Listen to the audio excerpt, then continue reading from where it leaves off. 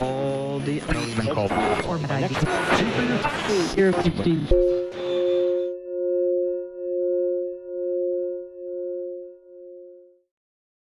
Welcome to Improv Live 365. I'm here with Marty Ballou. We're going to talk about endings. Everyone understands beginning and ending. It's just a natural part of life, from birth and death to night and day to when our breakfast begins and ends. Beginnings and endings are everywhere, and they're extremely important for music because in order for something to begin, something else has to end. You can't play a new piece until the piece you're improvising is stopped.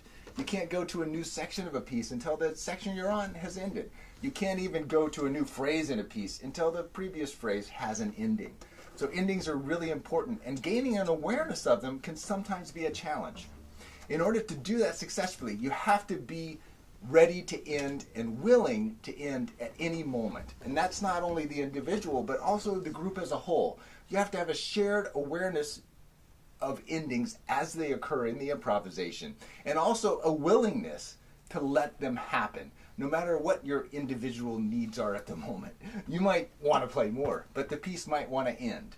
And having that shared awareness of ending makes it easier to create compositionally as a group of improvisers.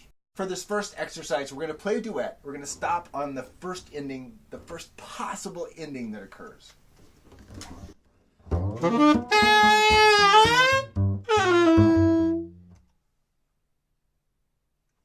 A nice little phrase, an ending. We both jumped on it. Yep, just right like there. That. Yeah. Let's do another one. Different. Okay.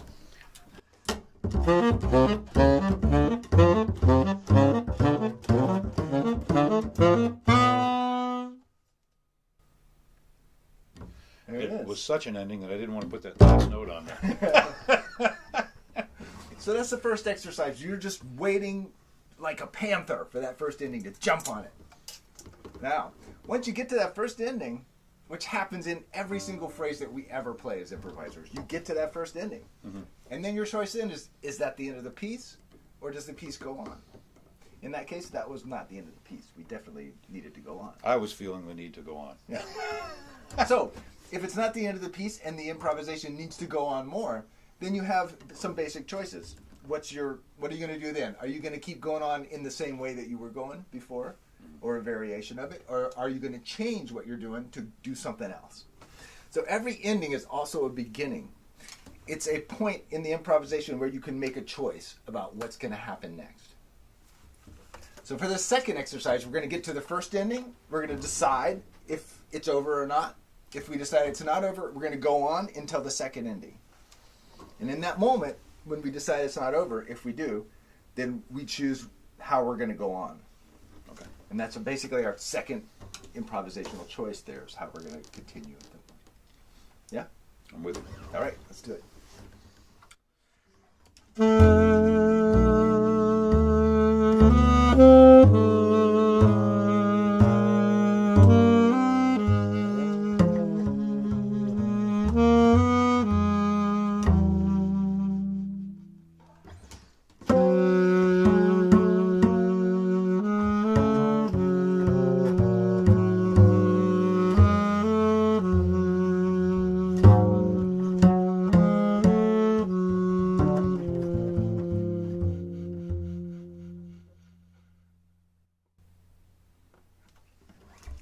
Great. Two phrases. Two good ones.